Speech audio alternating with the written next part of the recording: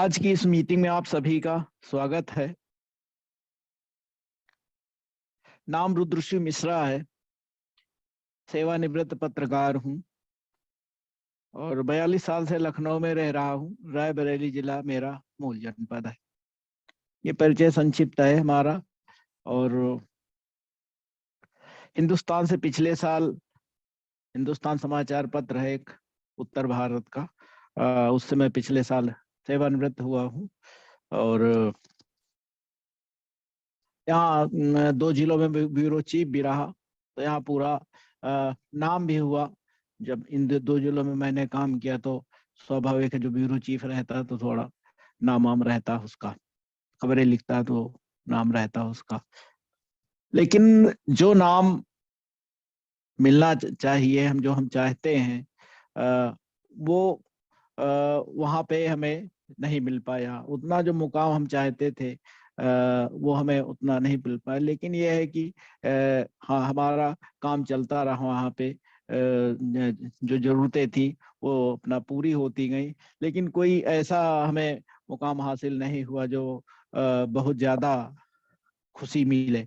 हाँ, ये खुशी है, संतोष है कि ईश्वर ने हमें वहाँ पे इतना दिया कि हमारे घर की जो जरूरतें थी वो धीरे धीरे पूरी होती गई। तो जैसे भी पिछले दिनों सीके सर के मीटिंग थी, तो उसमें एक जीएल पटेल सर, शायद हमें पक्का याद नहीं, उन्हीं ने कहा था कि जैसे पैसा मिलता है, हमने पिछली मीटिंग में भी उसका जिक्र किया था कि पैसा तनख्वाह मिलती है और छन्न से खत्म हो जाती है 4 दिन में, 5 दिन में, 5-6 तारीख तक फिर उसका पता नहीं चलता, फिर पहली तारीख का इंतजार रहता हम लोगों को। क्योंकि प्राइवेट सेक्टर हमने बहुत नजदीक से देखा है। 42 साल हमने इस क्षेत्र में काम किया है। एक वो दौर भी देखा है जब ये ट्रेड यूनियन का दौर था, सन 80 का 50 और 90 का दशक था, होता था जो ट्रेड यूनियन का दौर होता था। उसमें ट्रेड यूनियन की यूनियनों की तूती बोलती थी, एक तरह से देखा जाए तो उनका बहुत दबाव रहता था कंपनियों पे। और हर बात बात पे जो है स्ट्राइक या इस तरह धरना प्रदर्शन हुआ करते थे। वो दौर हमने देखा है। लेकिन फिर दौर ये आया जब लोन मिलने लगे। सन 90 के बाद लोगों को लोन आसानी से मिलने लगा, स्कूटर का लोन मिलने लगा। स्कूटर नए नए आए थे और घर का लोन मिलने लगा। तो धीरे धीरे जब कर्मचारी इन सब चीजों से बंधता चला गया, और तो वो यूनियनबाजी का दौर धीरे धीरे खत्म होता गया। उदारवादी दौर जब आ गया, अर्थव्यवस्था उदारवादी हो गई, जब लोगों को चीजें मिलने लगी, सहूलतें होने लगी, तो वो अपनी किस्तें कटाने लगे लोग। तो स्वाभाविक है, फिर आदमी बंध जाता है जब अपने घर गृहस्थी में पैसे में कि भाई हमें इतना तनख्वाह मिलेगी, इसमें इतनी किस्त जानी, इसमें उतनी किस्त जानी, ये है वो है। और फिर उसको ट्रेड यूनियन का भूत खत्म होता जाता है धीरे धीरे करके। और फिर जब ट्रेड यूनियनों का दौर खत्म हुआ तो स्वाभाविक है एक दौर चल गया, जो अभी भी चल ही रहा है, आगे और भी चलेगा, कि प्राइवेट सेक्टर में कोई यूनियनें नहीं रह गई हैं। और उसका यह है कि भाई जो प्रबंधन है कंपनियों के, वो अपना अपने हिसाब से उनको सब संचालित कर रहे हैं। कोई किसी चीज का मनचाहा अपना वेज है, मनचाही चीजें हैं सारी कुछ। ऐसे ही एक उदाहरण मैं अपना देना चाहूंगा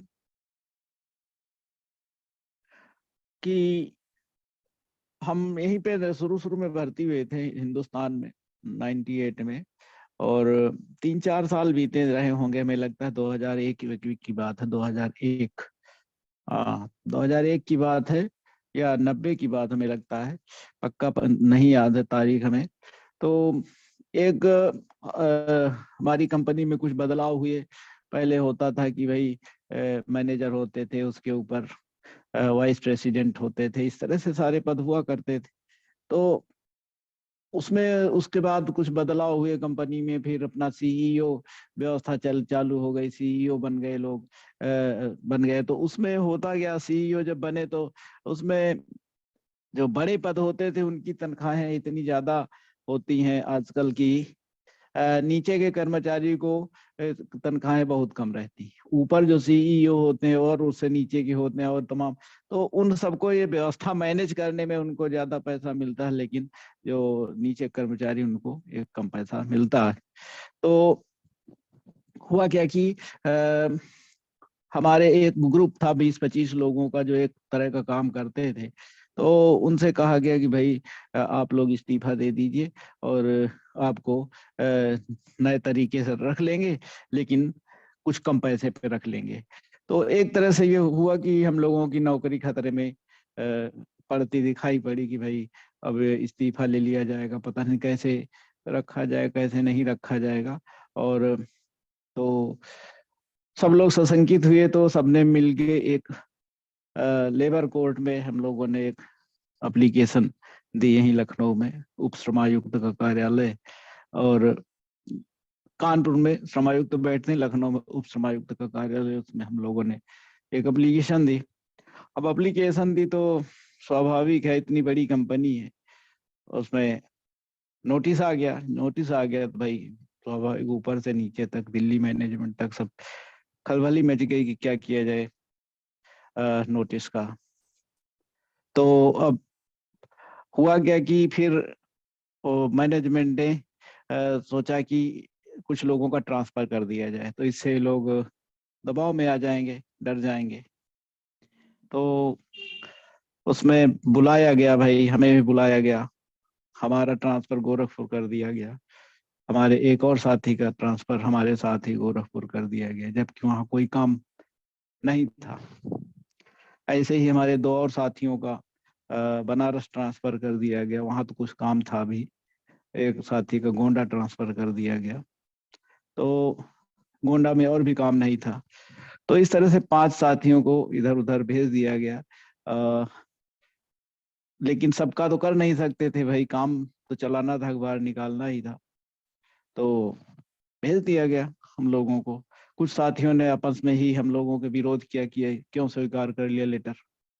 अब चूंकि लेबर कोर्ट में हमारा मामला पेंडिंग था, तो वो चल ही रहा था, तो हमने सोचा कि देर सबेर लेटर है, कंपनी का ट्रांसफर है, तो भाई जाना ही पड़ेगा। हम लोगों ने वहां वो भी दिया, तो उन्होंने अपना मैनेजमेंट ने कहा कि भाई हम ट्रांसफर तो कर ही सकते हैं, कहीं भी कर सकते हैं।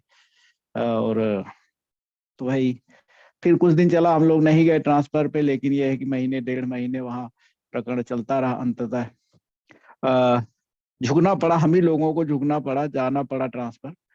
और जो हम लोगों का 1.5 महीना हम लोगों ने काम नहीं किया, तो उसके बदले जो हम लोगों की छुट्टियां थी उसमें हम लोगों को वो एडजस्ट कर दिया गया, पैसा नहीं काटा कंपनी ने। तो फिर बाद में धीरे धीरे करके साल 6 महीने साल भर बीता, तो धीरे धीरे करके सारे लोग अपना जो भी उनका जुगाड़ था, कोई संपर्क था, उससे वापस आ गए, लखनऊ यूनिट में आ गए। हम भी आ गए 8 महीने बाद लखनऊ वापस आ गए। लेकिन हुआ क्या कि बाद में जो है फिर एक व्यक्ति का फिर बरेली ट्रांसफर कर दिया गया। तो इस तरह से कुल मिला के जो लोग थे वो 5 लोग खास तौर से, बाकी को तो कुछ एक लोगों ने अपना पूरा कार्यकाल पूरा किया, 58 साल अपना रिटायर हुए। लेकिन जो बाकी लोग थे उनमें से एक हम ही भाग्यशाली कह सकते हैं, या कुछ भी कह सकते हैं कि हमने अपने पूरी नौकरी पूरी की, 58 साल तक सर्विस पूरी की। बाकी साथियों को किसी को 4 साल पहले, किसी को 5 साल पहले, इस तरह से सभी को BRS देके अपना छुट्टी कर दी गई। तो कहने का हमारा मतलब सिर्फ ये, जो पिछली मीटिंग हमने करी थी कि सभी वर्गों के लिए JMBD क्यों जरूरी है, तो खास तौर से प्राइवेट सेक्टर के लिए तो बहुत ही जरूरी है, जो इस तरह के वर्क कल्चर में काम करते हैं, जहाँ की कभी भी कुछ भी हो जाए और और कोई सुरक्षा भी नहीं, तो उन लोगों के लिए तो JMBD या नेटवर्क मार्केटिंग बहुत ही जरूरी है। ऐसे ही आजकल जब हम एक्स्ट्रा इनकम की बात, जब हमने अपनी बात करी कि 42 साल हमने प्राइवेट सेक्टर में दिए और हमने अपना ये उदाहरण बताया, तो हमें शुरू से चूंकि एक भरण पोषण का जो मिलता था वो इतना ज्यादा नहीं था कि सुचारू रूप से काम हो सके, तो हमने बीच में 2009 के आसपास एक इंश्योरेंस कंपनी में कुछ काम करना शुरू किया साइड में, लेकिन ज्यादा दिन नहीं कर सका। उसको भी कुछ पॉलिसी करी। मैक्स न्यूयॉर्क लाइफ नाम था कंपनी का, नाम सुना होगा। पहले उसका नाम था max New York life insurance company. अब उसमें न्यूयॉर्क हट गया है। न्यूयॉर्क की एक कंपनी थी तो उसका हिस्सेदारी थी, वो हट गई है। अब मैक्स लाइफ इंश्योरेंस कंपनी अभी भी चल रही है। तो उसमें हमने साल भर शायद काम किया होगा। उसमें जो भी 8-10 पॉलिसी की, उसके बाद फिर हम नहीं कर पाए। क्योंकि पॉलिसी लेना भी एक कला है, पॉलिसी बेचना भी एक कला है। और जैसे हम अपनी प्रोडक्ट बेचते हैं या बताते हैं, अपना जो प्लान बेचते हैं, तो ये भी एक कला, वो भी एक कला थी। उस समय हमें नहीं आ पाई सही से, या वो हो सकता हो कि ये होते शायद अब हम ये MLM या JMBD ना कर रहे होते। तो हमें शुरू से कुछ ना कुछ एक्स्ट्रा अर्निंग की चाहत थी, लेकिन वो पूरी नहीं हो पाई। फिर जब इंश्योरेंस वाला काम खत्म किया, नहीं कर पाए, तो फिर ये जो पुरानी नेटवर्क कंपनी थी जिसमें दद्दा जी, पंकज सर, रमेश सर, इन सभी से भेंट हुई। उस कंपनी में जुड़ा हुआ एक हमारे सीनियर थे, गुड्डू लारी, जियाउल हक लारी, उनके माध्यम से मैं आया वहाँ। वहाँ काफी दिन काम किया, वहाँ पैसा भी आने लगा था ठीक ठाक, लेकिन वहाँ गड़बड़ हो गया। सभी को पता है, नाम लेना कोई जरूरी नहीं, उस कंपनी का सब जानते हैं कौन सी कंपनी थी। तो जब वो गड़बड़ हो गया, जब दद्दा जी ने ये कंपनी बनाई, तो इसमें स्वाभाविक रूप से हमारा जुड़ाव हो गया। क्योंकि वाइफ की ही आईडी पुरानी कंपनी में भी थी, वाइफ की आईडी ही इसमें भी थी। हमने अपनी आईडी नहीं लगाई थी। और दद्दा जी, रमेश सर, पंकज सर, इन सबसे एक लगाव का एक वजह ये भी थी, क्योंकि हम अखबार में काम करते थे और आपका भी एक अखबार था। तो उसकी चर्चा अक्सर रमेश सर अक्सर किया करते। दद्दा जी भी ने भी 2-1 बार चर्चा की अखबार की रमेश सर से, लेकिन अक्सर चर्चा होती थी कि अखबार में हम भी हैं, अखबार लाइन से हम भी हैं। तो एक स्वाभाविक है, अखबार अखबार की कनेक्टिविटी हम लोगों की हो जाती थी। भी धीरे धीरे लगाव बढ़ता गया। और ये भी लगाव की वजह रही, मेन चीज अखबार की। फिर धीरे धीरे जब स्नेह बढ़ता गया तो स्वाभाविक है। और उनका स्नेह और आशीर्वाद ही है जो आज हम यहाँ पे इस मीटिंग को दे रहे हैं, मीटिंग में हम बोल रहे हैं।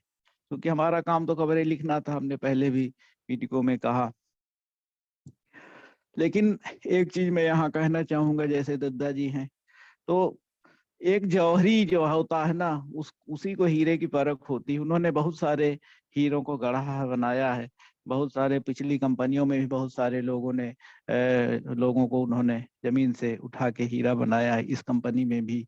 तो स्वाभाविक हो वो इसके संस्थापक हैं, बनाने वाले हैं। और इतने अच्छे प्रोडक्ट बनाए, इतनी सारी चीजें उन्होंने दी, इतना अच्छा प्लान बनाया। तो इस कंपनी में भी उन्होंने बहुत सारे हीरों को गढ़ा है जो आज चमक बिखेर रहे हैं। तो उन्होंने हमें भी कुछ जरूर चीज देखी होगी, कुछ पहचान की होगी, जिसको हमें भी एक तरह से जमीन से उठाने का प्रयास कर रहे हैं। तो और जरूर हम भी एक दिन जरूर इतना चमक बिखेरना चाहेंगे कि दद्दा जी को, हमें उनको अपने निर्णय पे अफसोस न करना पड़े कि हमने किस व्यक्ति को लाके इतना मौका दिया, फिर भी उसने न जाने समय गंवा दिया, व्यर्थ कर दिया, कुछ कर नहीं पाया। तो हम उनको निराश नहीं करेंगे। भले हम धीरे धीरे ही सही, लेकिन हम बार बार कहते हैं कि हम धीरे सही, लेकिन हम चल रहे हैं, चल रहे हैं, चल रहे हैं। तो जैसे कछुआ धीरे चलता है, लेकिन एक दिन लक्ष्य जरूर पूरा कर लेता है। और खरगोश होता है, उछलता कूदता, लेकिन पता चला कि वो इतना उछला कूदा, बाद में बैठ गया। तो उछल कूद बहुत ज्यादा अच्छी भी होती, नहीं भी होती है। ठीक है, तो हम धीरे ही सही, लेकिन हम चलते रहेंगे, चलते रहेंगे। पंकज सर की बात मैं करूं तो पंकज सर लाजवाब है। उनसे जब भी हम कहते हैं कि यहाँ चलना है या वहाँ चलना है, उस व्यक्ति को प्लान देना हो, कभी भी वो कोई उसमें नहीं वो करते, अपने मन में संकोच नहीं लाते कि हम डायरेक्टर हैं कंपनी के या इतने सीनियर पद पे हैं या इस तरह से इतनी हमारी इनकम है तो हम क्यों जाएं। वो हरदम तैयार रहते हैं हमारे साथ चलने को, कहीं भी कभी भी।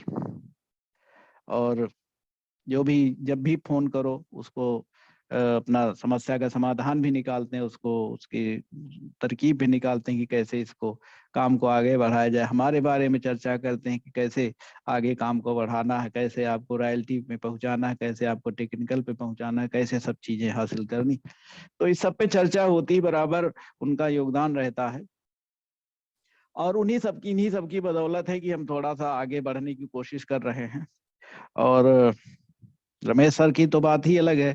उनका तो सबसे हमें बहुत अच्छा लगता है, जो हंस के बोलते हैं, फोन पे हो चाहे सामने हो, जिससे भी हर सबसे हंस के बोलते हैं। और वो हंसी, जो हंस के बोलने की कला है, वो सभी को सीखनी चाहिए। मैं भी कोशिश करता हूँ लेकिन हो नहीं पाता है। लेकिन जिस दिन सीख जाएंगे हंस के बोलना सभी से, उस दिन हम भी रमेश सर के जैसा एक ऊंचे शिखर पे पहुंच जाएंगे।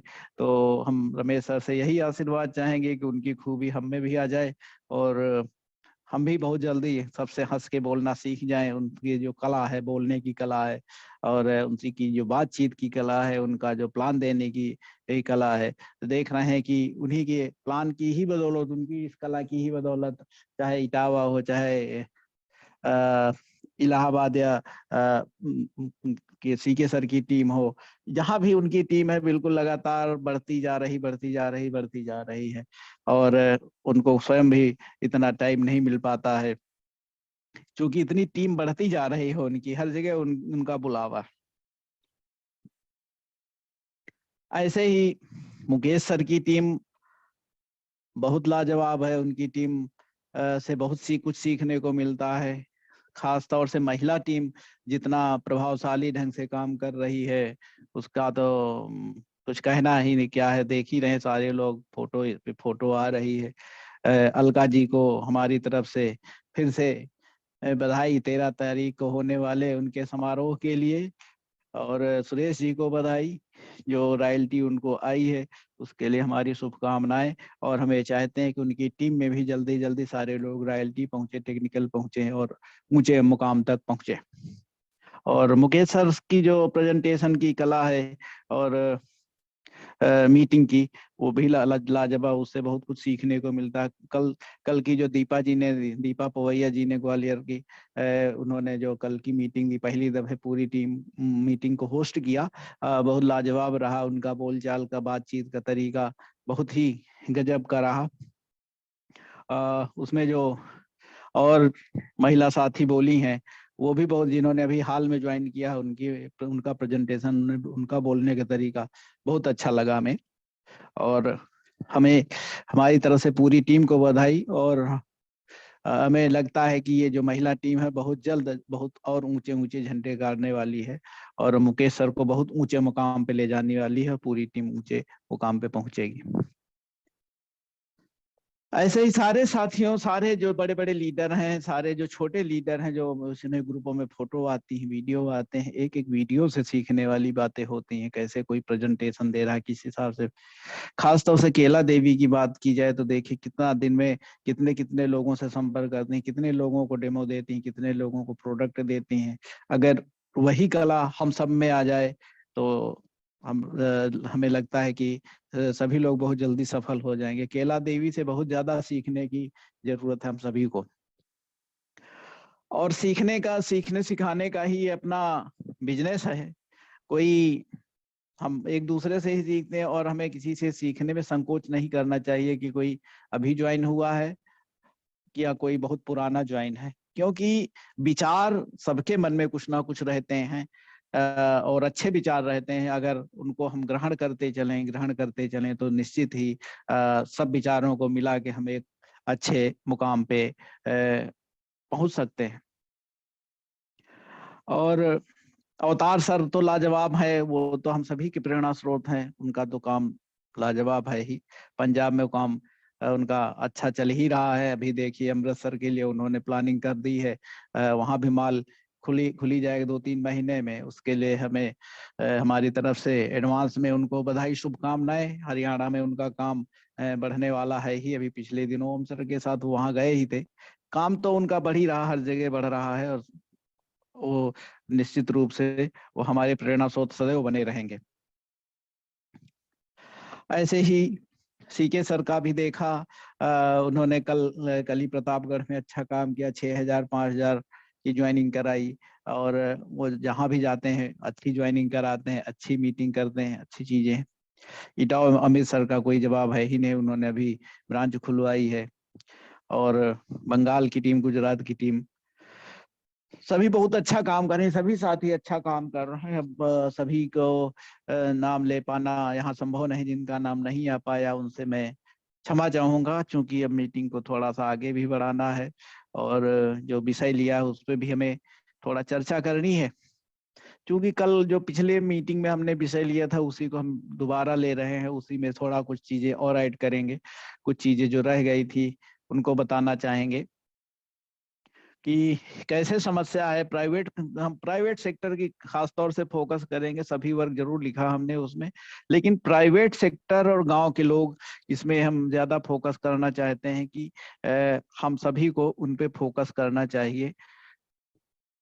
है तो सभी वर्ग काम कर रहे हैं, सभी कोई पैसा ज्यादा चाहता है, मान लो सरकारी नौकरी कर रहा है तो वो भी ज्यादा पैसा चाहता है, लेकिन प्राइवेट सेक्टर में बहुत बुरी स्थिति है। हम बड़ी नौकरियों की बात नहीं कर रहे हैं, लेकिन जो छोटी नौकरियां हैं उनको मैं देखता हूं तो बहुत ही दुख होता है, कितना कैसा कैसा समय है कि कैसे कैसे लोग काम कर रहे हैं, कैसे अपना जीवन यापन कर रहे हैं। अभी एक उदाहरण दूंगा। अपने यहाँ हमारे घर ही पे एक मैकेनिक आया था, किसी काम से हमने बुलाया था उसको। तो उससे हम चर्चा करने लगे, क्योंकि मैजिक कार्नर हमारा खुल गया था, तो हम उसको मैजिक कार्नर पे ले गए। हमने कहा कि भाई ये एक एक्स्ट्रा इनकम का जरिया है, तो इसको करने से आप एक्स्ट्रा इनकम कर सकते हैं। तो हमने उससे चर्चा की, उसको प्रोडक्ट वगैरह अच्छे लगे, डेमो वगैरह सब कुछ अच्छा लगा, सारी बातें हुई। अंत में हमने उससे पूछा कि भाई कहाँ रहते हो, बताया आप इस इलाके में रहते हैं। हमने पूछा किस दिन छुट्टी रहती है, तो उसने कहा भाई छुट्टी तो नहीं रहती हमारी। हमने कहा इतवार को, कहा नहीं रहती। हमने कहा किसी दिन जो त्योहार होता है, कहा नहीं रहती है। हमने कहा राष्ट्रीय त्योहार को, कहा नहीं रहती है। तो सोच के बड़ा माथा ठनका कि बताइए, एक ये भी व्यक्ति हैं, इस तरह के भी लोग हैं जो अपना काम कर रहे हैं, मतलब 365 दिन नौकरी। भाई ठीक है, उसके बदले कितना पैसा मिलता होगा? कोई 50,000 1 लाख रुपया थोड़ी मिलता होगा। 20,000 25,000 30,000 जो भी मिलता हो, हमने कोई उससे उसके इनकम का कोई वो नहीं हमने डिटेल लिया कि कितना पैसा मिलता है, लेकिन एक मोटा अंदाजा लगाया जा सकता है कि मैकेनिक है कितना पैसा मिलता होगा। तो जब 365 दिन आदमी काम करता है, सुबह से लेके 7 8 बजे से लेके रात 10 बजे तक, 8 बजे तक, तो आप सोच सकते हैं उसकी ड्यूटी के घंटे का, उसका जो एवरेज है कि 1 घंटे में, जो हम लोगों ने पिछले दिनों एक उसमें लगाया था, जो पीपीटी बना के हमने प्रेजेंटेशन दिया था कि 1 घंटे का कितना एवरेज आता है। तो आप सोच सकते हो कि एक जो मैकेनिक है उसका 1 घंटे का एवरेज कितना पैसा आता होगा। अब अगर एक दिन वो नौकरी न जाए तो उसका एक दिन का जो भी बन रहा है, 1,200 1,500 1,000, वो अपना काट काट लिया जाएगा। तो इसीलिए वो भी नागा नहीं करता, जाता है, रोज जाता है। तो हमने उससे चर्चा की कि भाई डेमो वगैरह दिखाया, उसको सारी चीजें बताई कि भाई आपके घर अपना उद्घाटन रखेंगे, आप अपने कुछ लोगों को बुला लीजिए। उसने वादा भी किया कि चलो ठीक है, हम इतवार के दिन हम छुट्टी ले लेंगे और हम शनिवार को आके आपको बता देंगे। हमने इस बात का शायद जिक्र भी किया था शायद उस पिछली मीटिंग में। तो शनिवार को उसने हमने फोन किया, तो उसने कहा अभी तो भाई हम ऑफिस में हैं और अभी हम आएंगे। तो हमने मना किया कि भाई अभी मत आओ, हमारी अभी मीटिंग होने वाली है 8:30 से 9:30, तो हम सुबह बात कर लेंगे। अब हुआ क्या कि भाई हम मीटिंग खत्म हो गई, हमने सुबह का वादा किया था, सुबह हमने उसको करीब करीब 8 बजे हमने फोन किया कि भाई क्या है योजना, कितने बजे आना है, सारी बातें। वैसे 2 बजे की बात पहले हो चुकी थी कि हम 2 बजे आएंगे, लेकिन जब हमने 8 बजे फोन किया तो उसने कहा कि अभी तो हम सो ही रहे थे और 12-1 बजे आ जाइए। हमने कहा 12-1 बजे नहीं, 2 ही बजे का ठीक रहेगा क्योंकि ठंडी का सीजन है। और हमने कहा आप 1 बजे हमारे घर आ जाइए, यहाँ से क्योंकि घर हमें पता नहीं है, और हमारे घर आ जाइए और हम यहाँ गाड़ी से, 4 पहिया गाड़ी से सामान रख लेंगे और बोर्ड वगैरह रख लेंगे, आप बाइक यहीं खड़ी कर दीजिएगा और यहाँ से हम सामान वगैरह लेके आपके घर चले चलेंगे। वहाँ प्रेजेंटेशन देंगे, जो भी समय लगेगा, घंटे 2 घंटे वहाँ पे प्रेजेंटेशन देके और मीटिंग खत्म करके फिर यहाँ चले आएंगे, अपनी बाइक लेके चले जाना। ये सारी बातें तय हो गई। अब हुआ क्या कि जब हमने फिर अगला फोन किया तो पता चला कि उसका फोन नहीं उठ रहा। 12 बजे के आसपास हमने फोन किया था, सारी तैयारी करके। पंकज जी को भी चलना था, उनको गाड़ी लेके अपनी आना था हमारे घर, फिर यहाँ से हम लोगों को वहां जाना था। तो अब फोन नहीं उठाया उसने। हमने सोचा हो सकता ना उठाया हो, फिर दोबारा किया, तिबारा किया, चौबारा किया। तो इस तरह से जब 3-4 बार फोन किया तो हम समझ गए कि अभी बंदा जो है नहीं मीटिंग करने वाला है, बल्कि ये फोन नहीं उठाएगा। पंकज जी को भी बता दे, हमने कहा गाड़ी लेके आने की जरूरत नहीं है, फिर जैसा होगा हम आगे बताएंगे। तो ऐसा होता है, लोगों को फिर लगता है। फिर उसकी ने मीटिंग नहीं की, फिर हमने, उसने चूंकि हमारा फिर नंबर अगले दिन फोन किया तो फिर फोन नहीं उठाया। उसने हमारा नंबर सेव कर लिया होगा, फिर फोन नहीं उठाता। अभी भी अभी कल भी फोन किया था तो फोन नहीं उठा। ऐसा सभी के साथ होता होगा, हमारे साथ नहीं होता। बहुत बार लोग अपना मीटिंग आयोजित करते हैं कि हाँ फला दिन हम मिलेंगे, अजनबी से, या बहुत बार अपने नजदीकियों से भी हम लोग मिलने का टाइम लेते हैं और फिर वो अपना टाल मटोल कर जाते हैं, नहीं मिलते हैं। क्योंकि ये जान जाते हैं कि ये नेटवर्क मार्केटिंग का काम है, जुड़ने जुड़ाने का काम है। तो उनकी तो समझ में यही आता है कि ये जुड़ने का काम है, एक अपनी टोपी दूसरे के सर बिठाने का काम है, या धोखा देने का काम है, या इस तरह तमाम सारी चीजें। जैसा अभी पिछले दिनों महेश जी ने डाला, एक मैटर डाला था, अच्छा लगा हमको, हमने कई सारे ग्रुपों में भी उसको भेजा। तो उसमें उसका भी, क्योंकि अनुभव ही मैं शेयर कर रहा हूँ यहाँ पे, कोई नई स्टोरी नहीं बता रहा। तो प्राइवेट सेक्टर की मैं बात करूंगा आगे चल के। तो उस जब मैंने उस स्टोरी को शेयर किया जो अस्थाना जी ने भेजी थी, तो एक हमारे साथ साथी रहे हैं, हमारे साथ काम कर चुके हैं एक अखबार नवभारत टाइम्स में। अब वो वकील हैं, हाई कोर्ट में वकील हैं, सरकारी भी वकील रह चुके हैं। तो उन्होंने उसमें 2 शब्द लिखे थे ना कि शर्म शर्म वाली बात लिखी हुई थी ना। तो वो उनको थोड़ा सा बुरी लग गई। तो हालांकि वो भी बहुत अच्छे संघर्ष करके आगे बढ़े हैं। तो हमने उनको बताया, जब मैसेज किया तो हमने उनको कहा कि भाई इसमें कोई शर्म लिहाज, हम तो आपसे खुद ही सीखते हैं कि भाई आप कहाँ थे, कहाँ से कहाँ पहुंचे। तो कुल मिला के इस तरह की बातें लोगों को पिंच भी कर जाती हैं कभी कभार। तो ये सारी चीजें हैं। तो ऐसे ही, ये तो हमने प्राइवेट सेक्टर का उदाहरण दिया कि इस तरह के लोग हैं, 12-12 14-14 घंटा काम करते हैं, सैलरी बहुत कम है। अब उनको समय निकालना काफी कठिन है। उनको वो ढर्रा अच्छा लगता है, वो ढर्रे से अलग जाना अच्छा नहीं लगता। अभी हमने पिछले दिनों पढ़ा था कहीं पे कि जो मिडिल क्लास है, लोअर मिडिल क्लास के लोग हैं जो नौकरी करते हैं, 10,000 15,000 पाते हैं, तो उनको वही उतने में ही उनको बहुत अच्छा लगता है कि हाँ बस हमें तनख्वाह मिली, इतना काम हो गया, ये हो गया, वो हो गया। उसी उसी में उनको घूमना है, उसी में उनको यहाँ जाना वहां जाना, सारा कुछ उनका फिट है। कोई एक्स्ट्रा इनकम का कोई बहुत ज्यादा अगर कोई चीज बताओ तो उनको जल्दी समझ में चीज आती नहीं। तो वो अपना जो पूरा शेड्यूल है वो उसको डिस्टर्ब नहीं करना चाहते। तो जब तक शेड्यूल नहीं डिस्टर्ब होगा तो बात कैसे बनेगी। तो इसी लिए तो हम लोग कहते हैं कि भाई एक्स्ट्रा मनी के लिए थोड़ा टाइम निकालो भाई, आधा घंटा ही सही, 1 घंटा ही सही, थोड़ा समय तो निकालना पड़ेगा।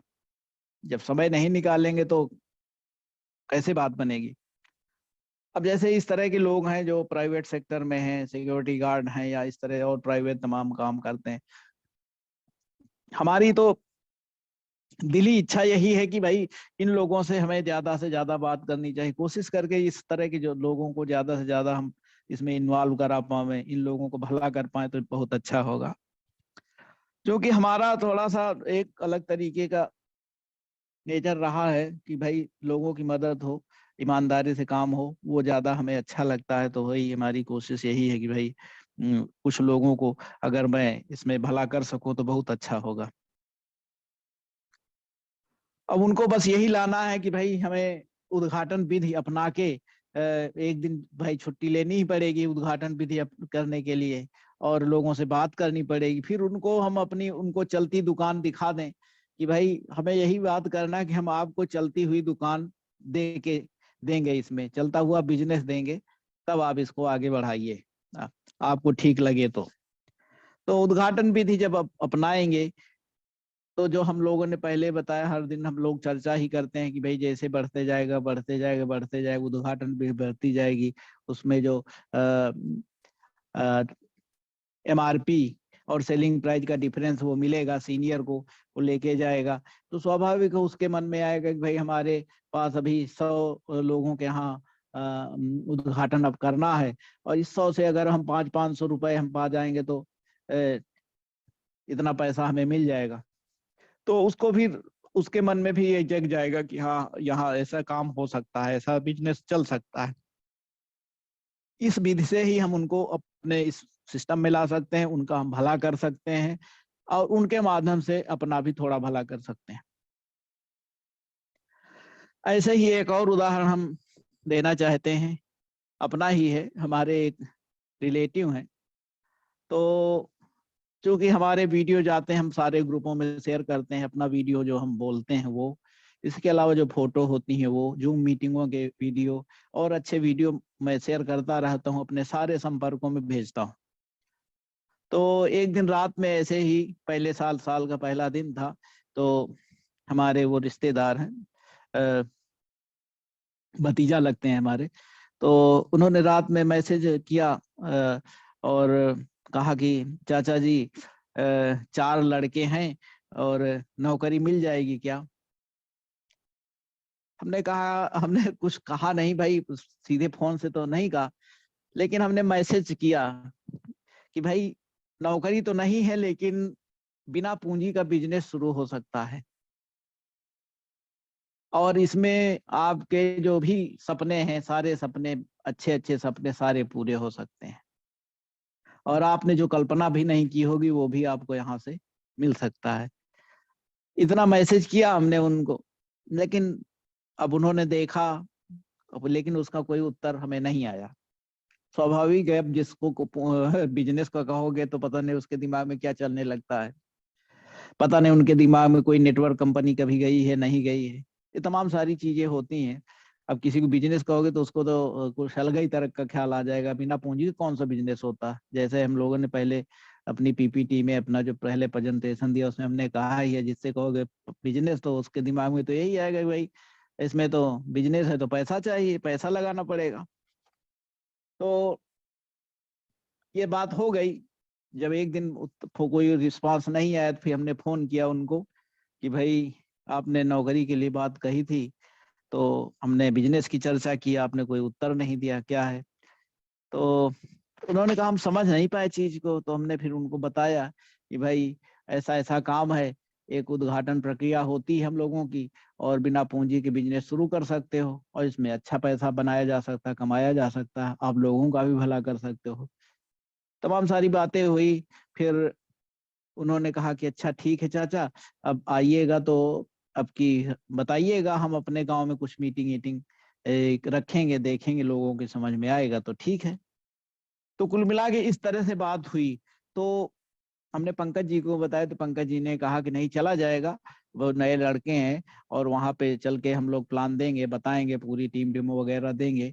तो हो सकता है कि वो युवा है, बिल्कुल काम करने लगे, और अगर वहाँ एक एक भी युवा तैयार हो जाता है तो एक अच्छा काम बढ़ सकता है, उस क्षेत्र में अच्छा काम बढ़ सकता है, अच्छा काम हो सकता है। तो एक वहां पे उम्मीद है कि जब हम इधर मकर संक्रांति के आसपास गांव जाना हुआ तो कोशिश करेंगे कि पंकज सर को लेके जाएं वहां, और वहां पे कुछ मीटिंगें वहां पे करावें। हम और एक और हमारे एक और रिलेटिव उनसे बात हुई, वो कोई पहले कोई और कंपनी करते थे और उनकी अपनी दुकान है। दुकान है मोबाइल रिचार्ज की दुकान है और उनके कुछ इलेक्ट्रॉनिक सामान अपना रखे हैं, तो उनका अपना चलता है। अब गांव में आप सोच सकते हो, कोई भी गांव, कोई बाजार हो, कोई भी गांव की दुकान हो, आप वहां पे कितनी सेल की उम्मीद कर सकते हो। हम अपने गांव की बात करते हैं, ये तो जो जिनकी मैं बात कर रहा हूँ वो हमारे गांव में नहीं है, दूसरे गांव में है। तो लेकिन हम अपने गांव की बात करते हैं, हमारा गांव 3 हजार आबादी होगी हमें लगता है, 3 हजार या 4 हजार आबादी होगी, सारे जो आसपास के मजरे मिला के। तो वहां पे 2 दिन बाजार लगती है। अब बाजार लगती है तो वहां पे भाई सब्जी वाले बहुत सारे तो सब्जी जो अपने गांव के साथी हैं उगाते हैं वो अपना बेचते हैं। कुछ और आसपास के गांव के आ जाते हैं, कुछ किराने की दुकान वाले आसपास के आ जाते हैं। और कुछ हमारे गांव के भाई कुछ लोगों ने अस्थाई दुकान बना रखी है, उनमें अपना किसी में इलेक्ट्रॉनिक की तो सामान है, किसी में किराने की सामान है, किसी में कुछ चाय पानी चाय की दुकान है। तो इस तरह की दुकानें हैं। और किसी में खिलौने हैं, किसी में इस तरह से रेडीमेड कपड़े हैं। इस तरह की सारी दुकानें हमारे गांव के बाजार में लगी हुई हैं। यहाँ तक कि हमारे गांव में वो भी बैंक जो आजकल चला है CSC वाला, वो भी सुविधा है। तो अब आप सोच सकते हो कि जब इतनी सारी दुकानें हैं और इतनी आबादी है तो एक गांव में कितनी सेल होती होगी। आप सोच सकते हो भाई, मान लीजिए किसी के यहाँ 1,500, हमें तो नहीं लगता 1,500 की सेल एक दिन में किसी के यहाँ होती होगी। किराने की बात जिस दिन बाजार होती है उस दिन की बात छोड़ दें, वरना तो जो जो दुकानें हैं उनमें हमें नहीं लगता कि 1,500 की सेल एक दिन में होती होगी। और मान लो होती भी है तो कितना हुआ उसमें जाके कमी। अगर उसकी बचत देखें, उसका टाइम देखें, उसका जो वहां का किराया देखें, सब चीज अगर निकाल दें तो 1500 की बिक्री में कितना बचा। ज्यादा से ज्यादा हमें लगता है कि अगर हम 25% लगा लें तो 250, 300, 400 रुपए। अब 400 रुपए में पूरा दिन आप बैठे हुए हो, सुबह से लेके 8-9 बजे से लेके रात 7-8 बजे तक, 12 घंटा, लगभग 11 घंटा, तो क्या औसत निकलता। लेकिन होता क्या है कि जब हम बताते हैं किसी को तो आसानी से किसी की समझ में आता नहीं है चीज, लेकिन हमें अपने सिस्टम से अपने तरीके से उनको बताना पड़ेगा। तो यही बात जो मैं अपने रिश्तेदार में कर रहा था कि उनको जो हमने बताया ये सारी चीजें उन्होंने पुरानी कंपनी की, तो उनको हमने इसके बारे में बताया तो कहने लगे कि अ, ये हमारे पास ये इसकी दुकान है। हमने पूछा क्या क्या सामान रखते हो, बताया उन्होंने, ये सामान है, ये सामान है। जो सामान जो मोबाइल रिचार्ज है, मोबाइल हम रिपेयर भी कर देते हैं। तो नहीं बन पाता तो हम उसको रायबरेली भेज देते हैं, तो सुविधा हो जाती है। तो हमारा हमने ये निकाला कि भाई चलो ठीक है, जो रिपेयरिंग की कोई भी दुकान है, मान लीजिए इलेक्ट्रॉनिक की है, बिजली की है या और किसी चीज की है, तो उसमें तो एक मार्जिन बन सकता है जिसमें एक मेहनत लगती है। और उसकी रिपेयरिंग का 100 रुपए 200 रुपए अपना किसी ने बता दिया, अपना ले लिया। लेकिन जहाँ सेलिंग है, जहाँ किराने का सामान बिकता है या कोई सामान बिकता है, तो उसमें कितना मार्जिन हो सकता है। कंपटीशन इतना है, जान ही रहे हैं सब कोई। तो हमने उनसे कहा कि भाई हमारा ये काम है, हम उनको फोटो वोटो भेजते हैं, तो कहाँ देखते हैं आपके वीडियो देखते हैं, ये सारी चीजें देखते हैं। तो हमने कहा इसको शुरू किया जाए, साथ मिलके काम किया जाए, उस एरिया में अपना अच्छा काम हो जाएगा। तो उन्होंने कहा कि टाइम नहीं है, और पहले वाली कंपनी भी इसी वजह से नहीं कर पाए। तो हमने बताया अपना ये उद्घाटन भी कि भाई आपको अपनी दुकान पे ही एक आयोजन रखना पड़ेगा, कुछ लोगों को बुलाना पड़ेगा, और ऐसे ऐसे काम हो सकता है कि भाई आप लोगों को बुला लीजिए, वहीं से उनकी लिस्टों पे काम होने लगे, बढ़ने लगे धीरे धीरे। तो उनकी समझ में चीज आई, उन्होंने कहा कि ठीक है, आइएगा तो हमको प्लान पूरा बताइएगा, तो फिर हम कोशिश करेंगे। तो अब जब हम लोग जाएंगे इधर पंकज जी को लेके, तो इन सारी जगहों पे हम लोग प्रयास करेंगे कि थोड़ा सा नए फर्ट हम लोग नए तरीके से वहां जाके काम करें, कुछ करें। तो हमें उम्मीद है कि अच्छा काम हो सकता है, जरूर कुछ ना कुछ निष्कर्ष निकलेगा। अब थोड़ा सा अनुभव हम इसका बताना चाहते हैं अपने, ये जो मैजिक कार्नर है, और मैजिक कार्नर को उदाहरण ये बताना चाहेंगे कि हमारा उद्घाटन 6 दिसंबर को हुआ था और 6 से 31 दिसंबर तक जो हमारी सेल हुई वो 25,500 कुछ रुपए की हुई, यानी कि करीब 25 दिन में लगभग 25,000 का सामान निकला। अब उसका जो हमारा डिफरेंस सेलिंग प्राइस और एमआरपी का डिफरेंस वो अलग चीज हो गई, जो स्टोर का मार्जिन है वो अलग हो गया। 25,000 में तो स्टोर का मार्जिन भी हमें मिला और जो बिजनेस वैल्यू आया वो अलग हुआ। तो ये सारा, ये केवल हमारी, क्योंकि अभी हमारे नीचे कोई बहुत एक्टिव मेंबर उस हिसाब से नहीं काम कर रहे हैं, केवल ये हमारे जो टीम वर्क है वो बहुत ज्यादा अभी नहीं है। अभी ये हमारा जो है अपने उसका है कि हाँ हमने इतना काम करके दिया। अब कोशिश ये है कि अब अगले महीने के टारगेट हम लिए हैं कि भाई अब इससे ज्यादा हो, कम से कम 25,000 का किया तो अगले महीने हम 30,000 के करें, फिर उससे ज्यादा करें। एक कोशिश है कि हर महीने बढ़ते क्रम में हम उसका टर्नओवर करते जाएं धीरे धीरे।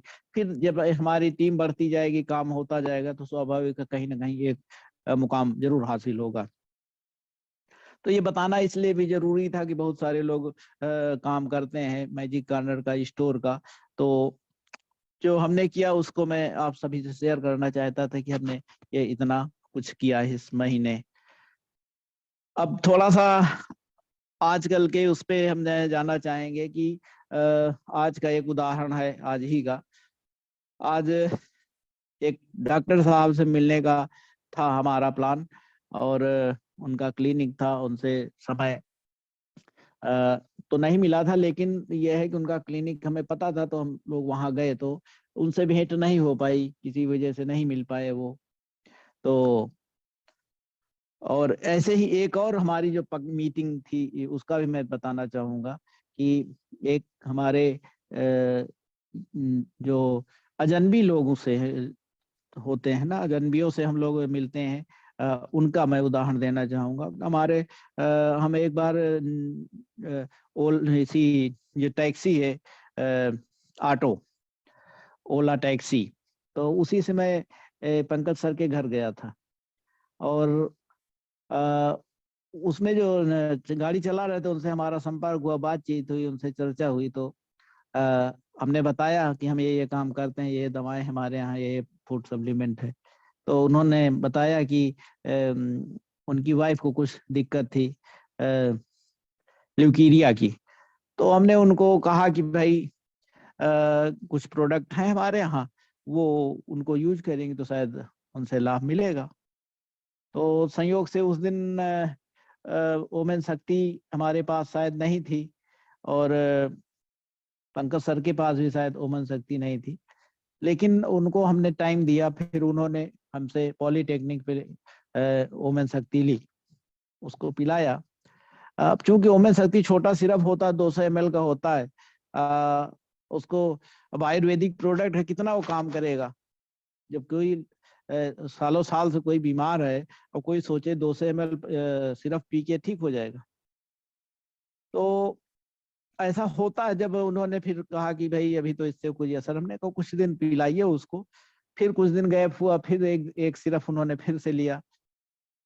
तो इस तरह से उन्होंने 2 सिरप उन्होंने हमसे लिए, 2 बार सिरप लिया। लेकिन हमारा उनसे संपर्क लगातार बना रहा, बात होती रही। तो कल उनसे हमने टाइम लिया आज मिलने के लिए, था कि आज दोपहर 11:30-12 बजे हम उनके घर जाएंगे मिलने। तो उन्होंने टाइम दिया भी कि हाँ ठीक, हम मिल जाएंगे वहां पे। तो हमारी पंकज सर के साथ जाने की प्लानिंग बनी वहां। लेकिन जब हम निकलने लगे तो हमने कहा लो फोन कर ले। ये सारे अनुभव इसलिए शेयर कर रहे हैं कि आप सबके साथ भी ऐसी घटनाएं होती होगी, और इससे शेयर करने से एक दूसरे का प्रोत्साहन मिलता है, बढ़ता है। तो अब फोन किया तो उन्होंने कहा कि भाई हम तो निकल आए हैं, वो डाला भी चलाते हैं और ऑटो भी है उनके पास। कहा कि हम तो निकल आए हैं। हमने कहा फिर, तो कहा कि भाई यहीं पे आलमबाग नहरिया पे मिल जाइए। हमने कहा ऐसे तो हम लोग मिल चुके हैं 2-3 बार सड़क छाप पे, भाई 5 मिनट आए, हमने आपको प्रोडक्ट दिया, आप लेके चलते बने। हमने कहा भाई हम घर पे मिलना चाहते, इस प्लान पे पूरा डिस्कस करना चाहते थे। तो उन्होंने कहा घर में वाइफ नहीं है। हमने कहा वाइफ से मतलब नहीं है, वाइफ है नहीं इससे कोई मतलब नहीं, हमें एक स्थान ऐसा चाहिए जहाँ पे हम लोग इत्मीनान से बैठ के बात कर सकें। तो उन्होंने कहा तब ठीक है, फिर कल शाम को रखते हैं। अब उन्होंने कल शाम का टाइम दिया। तो चूंकि हम घर से तैयार होके बिल्कुल बाइक लिए खड़े थे, तो हमने कहा अब निकलना तो है ही है, चला जाता है। फिर पंकज सर के गए पास गए, तो अब साथ रहते हैं तो एक और उत्साह बढ़ता है, पंकज सर को साथ ले लेते हैं तो अच्छा लगता है, साथ रहते हैं तो उनसे सीखने को मिलता है। ऐसा नहीं है कि हम अकेले जाके प्लान नहीं दे सकते, लेकिन यह है कि साथ रहते हैं तो हमें अच्छा लगता है और अनुभव हमें आता रहता। अब वहां गए, पता चल फिर उनके यहाँ पंकज सर के यहाँ गए, वहां पे चाय वाय पी, उसके बाद फिर निकल पड़े जहाँ पे एक और दूसरे क्लिनिक पे जाना था, पीजीआई के पास। वहां गए तो वहां पे वो मिले नहीं। तब तक इस बीच में पंकज सर, जिन डॉक्टर को आज हमने पंच तुलसी दी, जिनसे बात हुई, डेमो दिखाया, तो पंकज सर उनसे बात करने लगे। तब तक मैं दूर खड़ा था, पंकज सर ने बुलाया, कहा डॉक्टर साहब हैं और प्रोडक्ट लिस्ट है, प्रोडक्ट बुक है। हमने निकाली, प्रोडक्ट बुक दिखाया, प्रोडक्ट लिस्ट दिखाई उनको। ऐसे बात होने लगी, धीरे धीरे करते करते फिर हमने कहा डेमो दिखा दिया जाए। तो फिर गए अंदर उनके क्लिनिक पे, बैठ के सारे डेमो हुए, धीरे धीरे बातें होती रही, सारी चर्चा होती रही। फिर जो है तुलसी का डेमो हुआ। तो तुलसी के डेमो से, बाकी चीजों से भी वो प्रभावित हुई, लेकिन तुलसी के डेमो से तो ज्यादा प्रभावित हुई, क्योंकि वो थोड़ा सा थोड़ा मोटे हैं और उनको कुछ दिक्कत भी है। तो तुलसी के डेमो फिर हुआ, तो बात और बाकी सारी बातें होती रही। फिर उन्होंने अपना ये कहा गया कोई चीज अपना आपको अच्छी लगे तो अपना ले लीजिए, फिर आपका रजिस्ट्रेशन हो जाएगा। सारी विधि अपना बताई गई, प्लान भी बताया गया कैसे कैसे आप उससे लाभ कमा सकते हैं, सारा प्रक्रिया हुई। उसके बाद उन्होंने अपना पंच तुलसी ले ली। तो इस तरह से अजनबियों से भी हम संपर्क करते हैं, बाकी सारे भी साथी करते ही होंगे। और अजनबी जैसे हमारा वो ऑटो वाला है, तो निश्चित ही वो उसने प्रोडक्ट लिए हैं हमसे, 2-3 बार लिए हैं। और कई सारे ऐसे साथी हैं जिनको हम प्रोडक्ट दे आते हैं। और हम देखते ही हैं कि केला देवी जिनको प्रोडक्ट देने जाती है, कोई ये तो है नहीं कि उनके नात रिश्तेदार ही हैं, सारे अजनबी ही हैं जिनके पास हो जाती हैं और उनको प्रोडक्ट देती हैं, डेमो दिखाती हैं, और बहुत खुशी खुशी लोग लेते भी हैं। तो डेमो अपनी जो डेमो है, अपना जो प्रोडक्ट है, इनका जो असर है, दद्दा जी कहते हैं किसी से प्रोडक्ट लेने के लिए मत कहिए, कहते हैं कि अपना डेमो पे डेमो, डेमो पे डेमो, डेमो पे डेमो दिखाते चले जाइए। अगर कोई क्रॉस क्वेश्चन करता तो उसका उत्तर दीजिए, उसको अपने जो बातें हैं अपने प्रोडक्ट से उसका जवाब दीजिए। वो अपने आप ही जो है प्रोडक्ट अपने आप ले लेगा, आपको कहना नहीं पड़ेगा। तो हमें अपने प्रोडक्ट पे फोकस करना है, हमें अपने उद्घाटन विधि पे फोकस करना है कि हमें कैसे लोगों को उद्घाटन विधि पे लाना है। किसी को एक प्रोडक्ट देके उससे उससे कैसे उसके घर पे उद्घाटन प्रक्रिया रखनी है, कि कैसे उसके घर पे 8-10 लोग आएंगे, उनको हम बताएंगे, डेमो दिखाएंगे, फिर उनसे कैसे लोग आगे बढ़ते चले जाएंगे, बढ़ते चले जाएंगे, डेमो पे डेमो, डेमो पे डेमो, और उद्घाटन पे उद्घाटन, उद्घाटन पे उद्घाटन करते करते करते करते हम एक अच्छी स्थिति में पहुंच जाएंगे और हमारी लिस्ट कभी खत्म नहीं होगी। और इसके जरिए हम अपनी टीमें बढ़ाते चले जाएंगे। तो ये तो हमने बताया कि भाई प्राइवेट सेक्टर और जो गांव के लोग हैं वो कैसे, उनको कैसे हम लाएं, कैसे इन्वॉल्व करें अपने सिस्टम में, कैसे उनका टाइम निकालें। क्योंकि कोई टाइम निकालना चाहता नहीं है, टाइम हमें निकलवाना पड़ेगा, उनको समझाना पड़ेगा अपना ये जो आकर्षक प्लान है कि हम इससे ऐसे कमाई कर सकते हैं, ऐसे अपना भविष्य संवार सकते हैं। क्योंकि सबके अपना अपना भविष्य, लेकिन वो लीक से हटना नहीं चाहता। बस लीक से हटाने की हमें जरूरत है, थोड़ा सा उसको समझाने की जरूरत है। तो थोड़े प्रयास से हम जरूर सफल होंगे। और ऐसे ही रिटायर पर्सन, अब जैसे सरकारी तो मैं बात नहीं करता, जब उनकी पेंशन मिलती है तो अपना संतुष्ट रहते हैं बहुत सारे लोग, लेकिन फिर भी उसमें भी बहुत सारे पैसों की जरूरत होती है। सबको पैसा ज्यादा चाहिए होता है कि जिसके ज्यादा जितनी खर्चा उतना ज्यादा उसको पैसे की जरूरत पड़ती है। ऐसा नहीं है कि मान लो किसी सरकारी कर्मचारी के पास उसके 1 लाख महीना आता है, 70,000 महीना आता है, तो उसके पास सारा पैसा बैंक बैलेंस नहीं होता उसके, उसी हिसाब से खर्चे बढ़ते चले जाते हैं। हमारा 30,000 सैलरी है तो हमारे 30,000 रुपए के हिसाब से खर्चे हैं। किसी की 70,000 इनकम है, 1 लाख इनकम, तो उसके उस हिसाब से खर्चे हैं। किसी के 1 लाख 1.5 लाख इनकम है तो उसके उस हिसाब से खर्चे, तो उसका दायरा बढ़ता जाता है, चीजें बढ़ती जाती हैं। जैसे जैसे आदमी की सैलरी कम, वैसे वैसे उसका दायरा सीमित हो जाता है, उसको कहीं नहीं निकलना है, ना कहीं जाना है, ना कहीं होटल जाना, ना कहीं कोई जाना, तो उसके सारे शौक खत्म होते चले जाते हैं। तो रिटायर्ड पर्सन जो प्राइवेट सेक्टर के हैं, उनके लिए भी ये जेएमबीडी नेटवर्क करना बहुत ही जरूरी है, क्योंकि उनका भी भविष्य बहुत अच्छा नहीं है। हमने बताया कि हमारे जो साथ के लोग हैं, जो जिन लोगों को नौकरी मिली, जिन लोगों को नौकरी छूट गई, नहीं मिली, या जो लोग इस सेक्टर में अभी भी काम कर रहे हैं, रिटायर हो रहे हैं, उनकी पेंशन कितनी है? इतनी कम पेंशन है, जैसा हमने पहले मीटिंग में बताया था कि इतनी कम पेंशन है कि उससे आप दूध भी नहीं ले सकते, सब्जी भी नहीं खरीद सकते महीने भर। तो इसलिए भाई, अब सभी के बच्चे समर्थ नहीं है करने के लिए ना, कि अपने माँ बाप का खर्चा उठा सकें। भाई किसी के बच्चे हैं तो उठा लेते हैं, या किसी के बच्चे होते हुए भी नहीं उठाते। तो इसलिए अपने सेल्फ डिपेंड होना बहुत जरूरी है। अगर कोई बुजुर्ग है और काम कर सकता है, एक्स्ट्रा एफर्ट लगा सकता है, थोड़ा बहुत ही करे, भले ये नहीं कि पूरा दौड़ता फिरे, आधा घंटा 1 घंटा जो भी फोनिक वार्ता करे, अपने घर पे लोगों को बुलाए, वहीं घर ही पे मीटिंग करे, तो वहीं अपने घर से ही उसका बिजनेस डेवलप हो जाएगा उद्घाटन विधि से। मान लीजिए कोई बुजुर्ग है, उसकी एक रिपुटेशन होती है, उसका एक इमेज होती है। अगर वो किसी से कहता है कि भाई हमने अभी इस बुढ़ापे में थोड़ा सा कुछ करना चाहता हूँ अपने स्वस्थ रहने के लिए, और थोड़ा सा लोगों से मिलने जुलने के लिए मैं कुछ काम करना चाहता हूँ, और घर से अपना बिजनेस शुरू कर रहा हूँ, वो घर बैठे बिजनेस है, तो आप लोग आइए। तो नहीं, ऐसा नहीं कि लोग नहीं आएंगे, 10-20 लोग आएंगे, वहां से भी उसी तरह से घर बैठे उद्घाटन विधि से बिजनेस उसका शुरू हो जाएगा। और उसका भी एक मन लगा रहेगा कि हमें भी 2 पैसा आ रहा है, हम भी लोगों से मिल रहे हैं। जैसे हम अपनी बात करते हैं कि हम 59 साल हमारी उम्र हो गई है, लेकिन ऐसा नहीं कि हमारे पास खाने पहनने के लिए, रहने के लिए कोई समस्या है। सब ठीक है, हमारे बच्चे तीनों नौकरी कर रहे हैं, हमें भी कुछ पेंशन मिल रही, खेती भी है, सारी चीजें, कोई ऐसी दिक्कत नहीं। लेकिन हमारा एक मन करता है कि हम कुछ करें।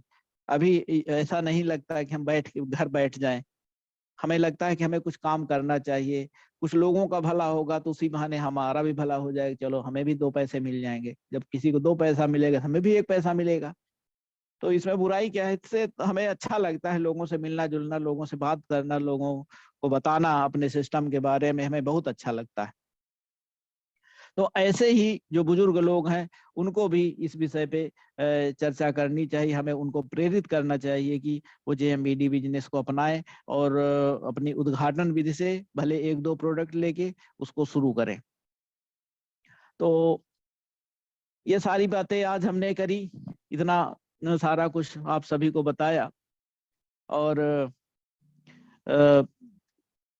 कल हमें लगता है कल मुकेश सर की मीटिंग होगी दिल्ली दिल्ली की, और हमें कंफर्म नहीं है, हमने बात नहीं की है कि उन्हीं की मीटिंग है कि नहीं, क्योंकि शेड्यूल मुकेश जी की ही टीम रहता है, संडे को उन्हीं की मीटिंग होती है, और उनकी मीटिंग बहुत जानदार शानदार होती है, और उससे सीखने को बहुत कुछ मिलता है।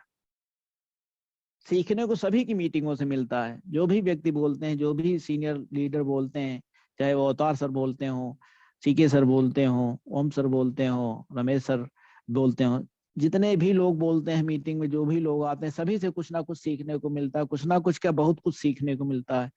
तो हमें उसको जरूर नोट करना चाहिए। जो कही हुई बातें हैं उनको नोट करना चाहिए, उन पे हमें आगे बढ़ना चाहिए, उन पर अपने ऊपर लागू करना चाहिए, उनको अपनी टीम पे लागू करना चाहिए, तभी हम आगे बढ़ सकेंगे। और सभी लोगों का बहुत बहुत हम धन्यवाद करना चाहें, सभी लीडर्स का धन्यवाद करना चाहेंगे। जो लोग आज हमारी ये मीटिंग सुन रहे हैं उनको हम सभी को धन्यवाद करना चाहेंगे कि इतनी 1 घंटा हमें सुना आप सभी ने। और इसी के साथ हम अपनी बात खत्म करते हैं। जय जय एमबीडी।